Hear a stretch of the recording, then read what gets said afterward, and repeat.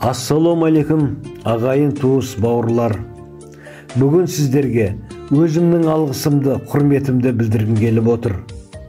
Сіздерге жарық дүниенің барлық жақсылығын, дендеріңізге саулық, мол бақыт, ұзақ ғұмыр, отбасыларыңызға амандық, шаңырақтарыңызға шаттық тілеймін. Жақсы адам ашық сөйлейді, сөз тамырын қазып сөйлейді дейді қазақ айтады.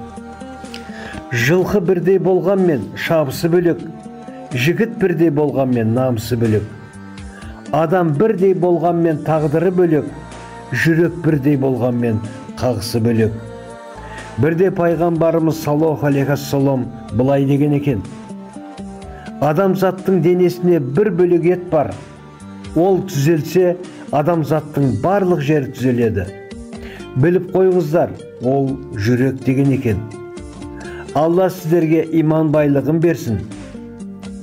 Қартайып бара жатқаныңызға өкінбеңіз, себебі өмір бәріне беріледі, ал қартаю бәріне емес.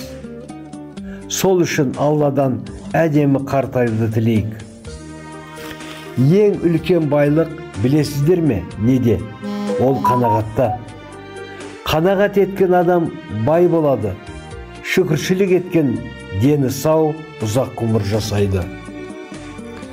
Дос табу оңай, сақтау қиын. Жауласу оңай, тоқтау қиын. Үйіңде сәбидің иісіне мас болып отырсаң, оның өзі жәннат. Көп оқып, көп ойланған дана болар. Көп ойнап, әзіл қуған бала болар.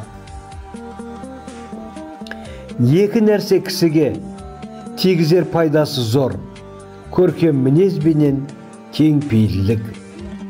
Бүгін жұма достар, жұмадағы жасаған дұға тілектеріңізді Алла қабыл етсін. Бисмиллахир-рахманир-рахим деп отырыңыздар. О жаратушы ием Алла, көңілге қайғы салма, ынтымақ, бірлік, ымыра берекемізді алма. Әуелі Құдай оңласын, оң жағынан бастасын. Малым менен басыңа еш жаманшылық болмасын. Бақыт берсін басыңа, береке берсін асыңа. Келмесін дұшпан қасыңа, ішкенің адал болсын, айтқаның әділ болсын. Бақ қарасын, қыдыр дарысын. Берген батам қабыл болып, жарылқасын Құдайым. Аумин. Аллаху акбар.